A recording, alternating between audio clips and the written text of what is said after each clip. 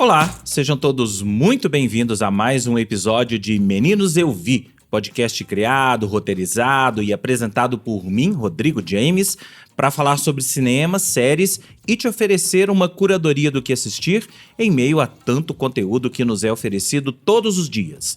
O Meninos Eu Vi tem episódios inéditos todas as semanas, com críticas e dicas do que assistir e de como estas obras interferem nas nossas vidas. Sigam esse podcast nos principais agregadores do mercado: Spotify, Apple, Deezer, Amazon, YouTube, e marquem para serem avisados dos novos episódios.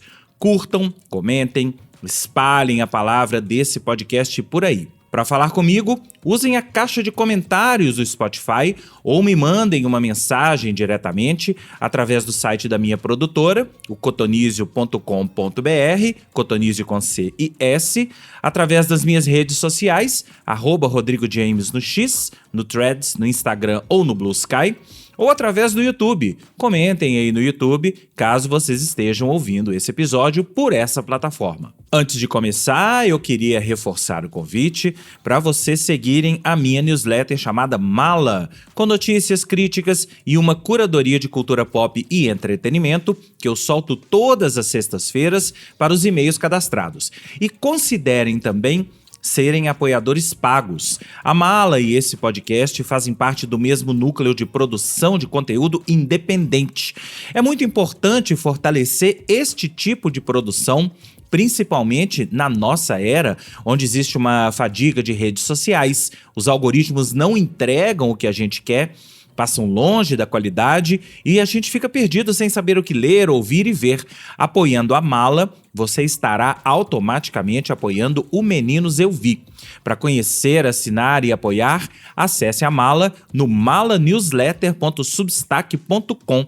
Se você ficou na dúvida do link, basta acessar aí as minhas redes sociais que você encontra o Linktree com o link dela por lá. Por fim, desde o início de outubro, você ouve este podcast também na Rádio 98 News de Belo Horizonte, a primeira rádio 100% notícias, feita 100% em Minas Gerais. Filha caçula do grupo que já comanda, entre outras, a 98 FM e a CDL FM, a 98 News é um espaço pensado para quem quer estar por dentro dos fatos com leveza, sem abrir mão da seriedade, imparcialidade e opinião qualificada. Sintonize o Meninos Eu Vi todos os sábados no 103.3 de Belo Horizonte ou através do YouTube 98 News.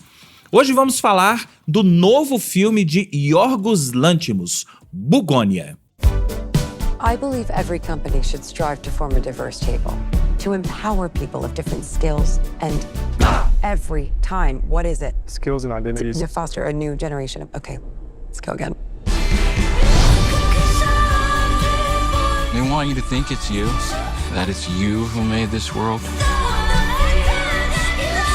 But it's always been them.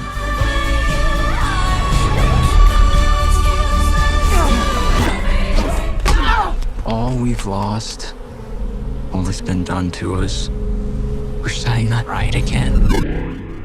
Bugônia é o novo filme de Yorgos Lanthimos. Se você não está ligando o nome à pessoa, é ele mesmo, o diretor de Pobres Criaturas. Pobres Criaturas, que você se lembra, filme com a Emma Stone e que foi indicado ao Oscar de melhor filme, ganhou ali alguns Oscars, mas não de melhor filme. E Yorgos Lanthimos é um cineasta muito ame ou odeie, e isso vai dar o tom desta crítica e é o tom desse filme Bugônia. Os filmes do Yorgos Lanthimos, eu diria principalmente aqueles dois filmes que o tornaram conhecidos no mundo, nos Estados Unidos, na Inglaterra, no mundo em inglês, digamos assim, afinal ele é um cineasta grego, que são O Sacrifício do Servo Sagrado e O Lagosta. Se você assistiu esses dois filmes, você já está habituado ou habituada com a obra, com o jeito de filmar, o jeito de fazer filmes do Yorgos Lanthimos. Mas foi em Pobres Criaturas, na verdade, A Favorita, ele já tinha sido indicado ao Oscar por A Favorita, né? Foi um filme múltiplo indicado ao Oscar, e depois veio Pobres Criaturas, que talvez seja a maior obra, maior assim em termos de tamanho, de orçamento, de produção dele até o momento. É mais uma colaboração, Bugônia no caso, é mais uma colaboração dele com a Emma Stone, e parece que ele encontrou uma musa e a Emma Stone encontrou um cineasta que ela possa chamar de seu. Eles já fizeram 4 filmes juntos, A Favorita, Pobres Criaturas, o Tipos de Gentilezas e agora esse Bugônia, e se não me engano já tem mais um engatilhado aí na sequência.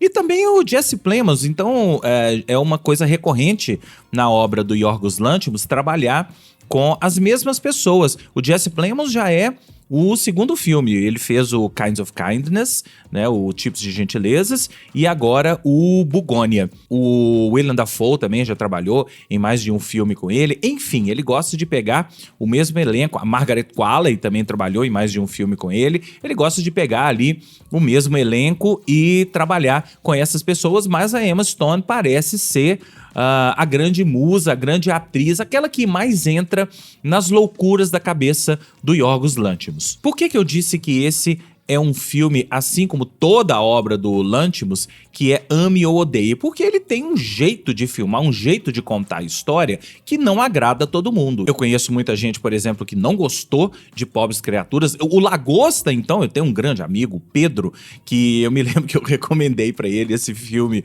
na Netflix, quando o filme tava lá na Netflix, antes até do Yorgos Lanthimos fazer A Favorita, antes dele fazer Pobres Criaturas, o Lagosta já tava lá na Netflix, eu recomendei pra ele e ele até hoje me xinga. Ele não gosta do filme, não gostou, achou até agressivo, ofensivo, e eu tenho plena consciência que os filmes do Lanthimos têm esse poder de agredir algumas pessoas, de deixar algumas pessoas meio arredias perante a sua obra. E não vai ser diferente aqui com Bugônia. O que é Bugônia? É uma comédia de ficção científica e uma sátira, estrelado pela Emma Stone e o Jesse Plemons, remake de um filme cult sul-coreano chamado Save the Green Planet, mas obviamente o Lanthimos trouxe essa história coreana, sul-coreana, para o universo dele. A premissa da história é: a personagem da Emma Stone, a Michelle Fuller, é a CEO de uma mega indústria farmacêutica e ela é sequestrada por 2 jovens obcecados por teorias da conspiração que acreditam que ela é uma alienígena, isso mesmo, planejando destruir a Terra. Eles veem na personagem a representante de uma espécie alienígena que estaria dizimando abelhas, destruindo comunidades e transformando humanos em zumbis produtivos e subservientes. A partir desse sequestro ridículo, porém plausível, o filme mistura humor negro, violência, paranoia e melodrama, sempre no limite entre o absurdo total e uma estranha credibilidade emocional. Muito obrigado ao IA Perplexity por esta sinopse. O roteiro desse filme é de Will Tracy. Will Tracy fez um filme também interessante até a página 12, chamado O Menu. Você se lembra desse filme? Que um chefe convida várias pessoas para um menu, um jantar numa ilha, e é um filme de terror, um filme de suspense, terror, e mortes acontecem, aquelas coisas. E o roteiro desse filme, antes eu queria dizer que eu não vou dar spoiler aqui. Esse é um filme que merece ser visto sem que você saiba muita coisa sobre ele.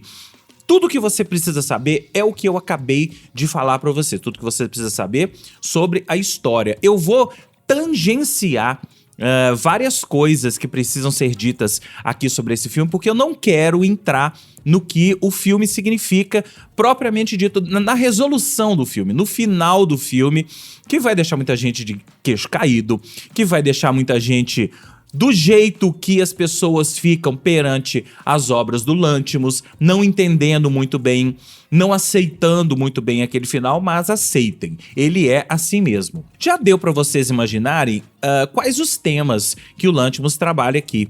Ele fala de desinformação, ele fala de paranoia política, ele fala de fanatismo, ele fala de uma sociedade hiperinfluenciável. Tudo isso está ali nos personagens do Jesse Plemons e do Aidan Delbis, que é sensacional no papel do Don, parceiro do Teddy, que é o personagem do Plemons. Os dois são primos e eles é que cultivam abelhas, tem uma casa no interior ali de uma cidade dos Estados Unidos, não fica muito bem definida qual é essa cidade, a mesma cidade em que a indústria farmacêutica da Emma Stone é localizada e ela meio que comanda a cidade, e a gente vai entendendo também que ela faz alguns testes farmacêuticos com pessoas ali da população, então tem essa crítica também, tem esse subtexto também de testes com a população. E ela, no início do filme, é uma pessoa super... Imagina uma CEO que tem uma cena no início do filme, logo no início do filme, ela levanta, tem um personal trainer ali, então ela super nariz em pé.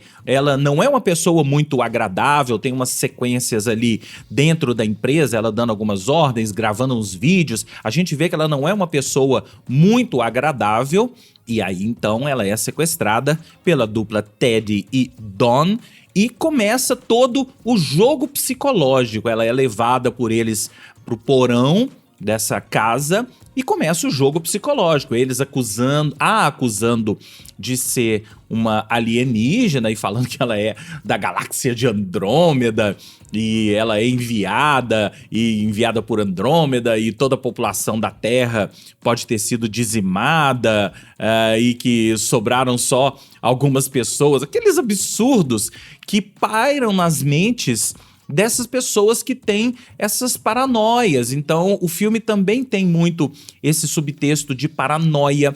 É uma paranoia política, uma paranoia focada nessa história de alienígena, nessa história de invasão alienígena, mas a gente pode também fazer esse paralelo com a paranoia política que reina na cabeça de muitos americanos da direita, por exemplo.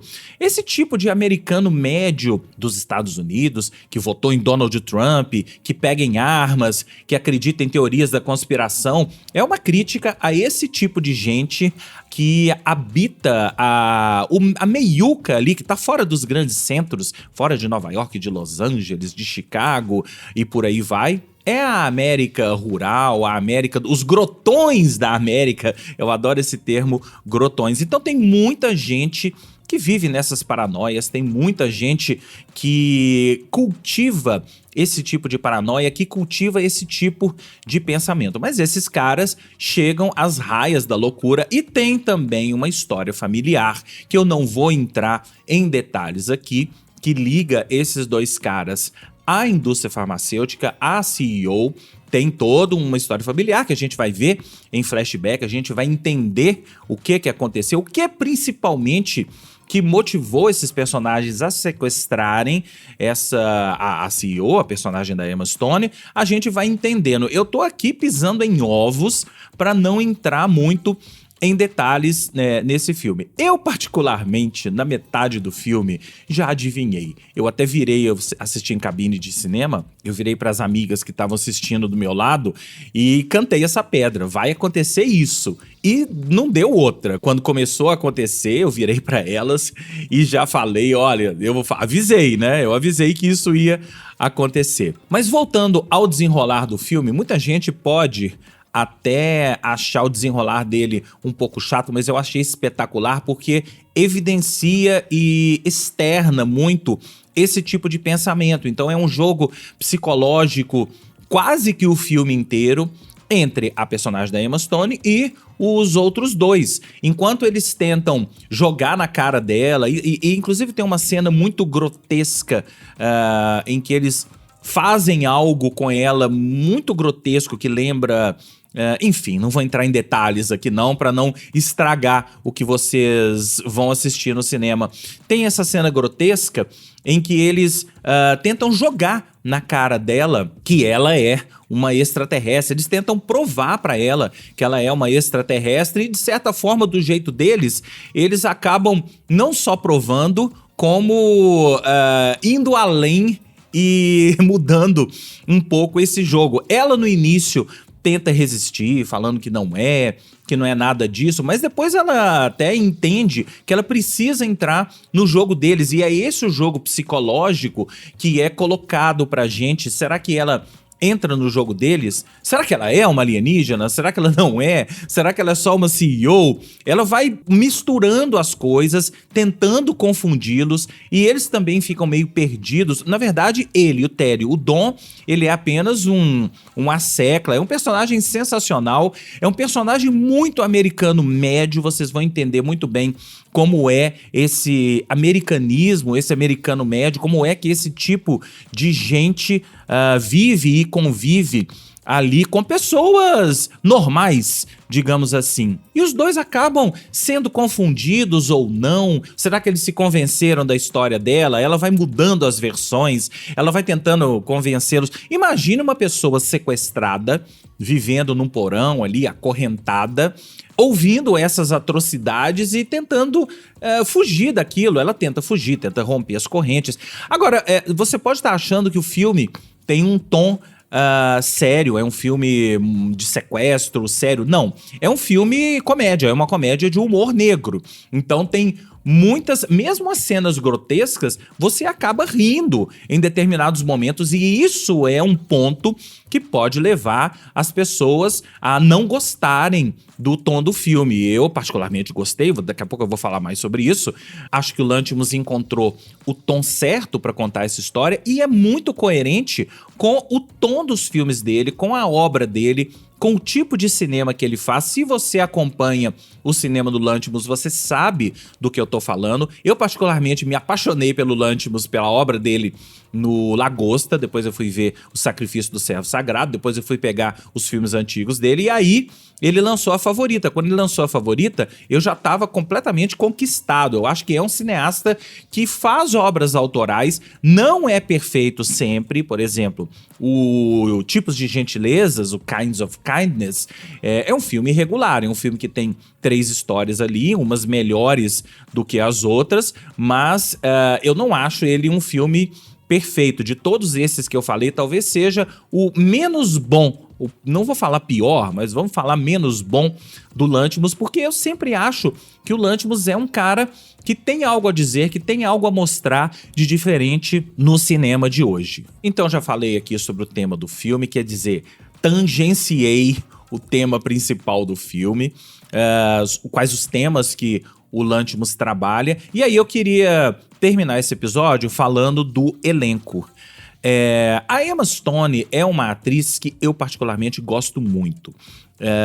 Ela surgiu como mais um rostinho bonito, vamos dizer assim, e tem uma cara... A Emma Stone tem um rosto que já prenuncia comédia. Ela tem um timing muito bom para comédia, ainda que ela não tenha feito apenas comédias na carreira, mas ela apareceu lá atrás. Vocês lembram do filme Easy A? Easy A era um filme que ela era um filme desses de coming of age, ambientado em escola, faculdade, universidade, coisas do tipo.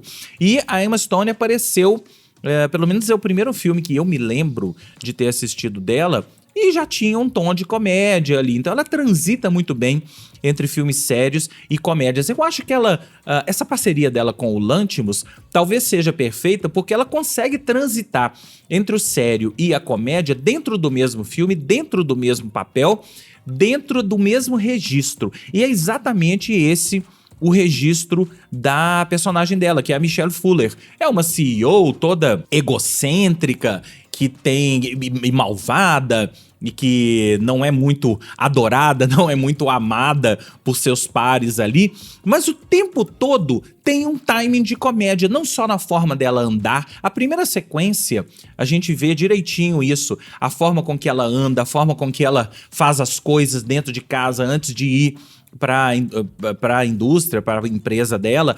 A gente vê direitinho o tom que ela quer dar, é um tom sério, mas é um tom debochado. Ela tá debochando desse tipo de personagem, desse tipo de profissional, desse tipo de grande CEO, de grande empresa que não pode falhar nunca e é dona do seu próprio nariz e é dona do mundo, é dona da verdade. Esse tipo de personalidade. E ela debocha em pequenos detalhes, no olhar. Ela debocha na forma de andar, ela debocha quando ela chega no escritório, joga a bolsa, entre outras coisas. Então, eu acho particularmente, a Emma Stone ganhou o Oscar por Pobres Criaturas, você se lembra muito bem, e eu realmente achei que ela estava espetacular naquele papel, o papel da Bella Baxter. Eu nunca mais vou me esquecer desse nome, porque ela cita muito, ela fala muito o próprio nome daquele filme. Mas eu até acho que ela tá melhor aqui em Bugônia do que lá no Pobres Criaturas. Exatamente por isso tudo que eu falei, porque é muito sutil. E ela se entregou de corpo e alma ao papel. Isso não é spoiler, porque tá até no cartaz. A primeira coisa que os sequestradores fazem com a personagem dela é raspar o cabelo, porque eles dizem que aquilo ali é uma espécie de antena de comunicação, uma maluquice que eles inventam ali, passam um creme no corpo dela toda, ela fica toda branca, porque eles falam que isso não vai permitir que ela se comunique com a galáxia de Andrômeda, aquelas maluquices todas que esse tipo de gente inventa. Então eu acho que ela se entregou muito de corpo e alma a esse papel, e eu acho até que ela tá ou melhor aqui, ou no mesmo nível da performance dela lá em Pobres Criaturas. Eu acho que a Emma Stone vai ser de novo indicada ao Oscar de melhor atriz, seria a terceira indicação dela. Ela teve indicação como coadjuvante, aliás, não, ela já ganhou lá com o La La Land, ela já ganhou com Pobres Criaturas, e eu acho que ela vai ser indicada de novo ao Oscar de melhor atriz. A Emma Stone está se tornando uma grande atriz, uma atriz vitoriosa, múltiplas indicações, várias vitórias no Oscar, e ela é o tipo de atriz que não só o Yorgos Lanthimos gosta, mas que o Oscar adora. Ela tem carisma, ela é agradável, ela é engraçada, ela dá boas entrevistas e ela é uma ótima atriz. Eu realmente acho que o Bugônia, ela tá ou no mesmo nível ali do Pobres Criaturas ou até um pouquinho acima, uma performance completamente diferente do outro, mas um registro que eu achei bem interessante. O Jesse Plemons, então, nem se fala.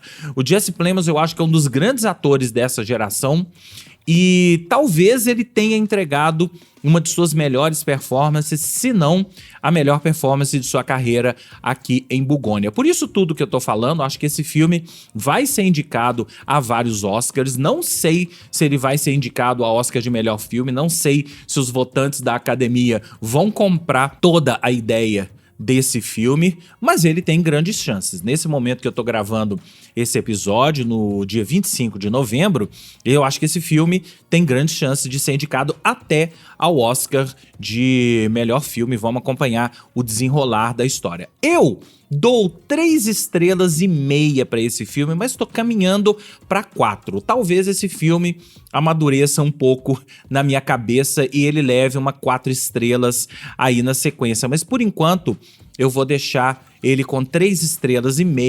Acho um ótimo filme, acho um bom filme, mas talvez não seja um grande filme do Yorgos Lanthimos. A gente vê que é um filme menor, até comparado com Pobres Criaturas. Se eu dei 4 estrelas para Pobres Criaturas, eu acho que merece aqui então um 3,5 estrelas, mas eu tô ainda ponderando sobre isso. Vocês sabem muito bem que o crítico muda de ideia.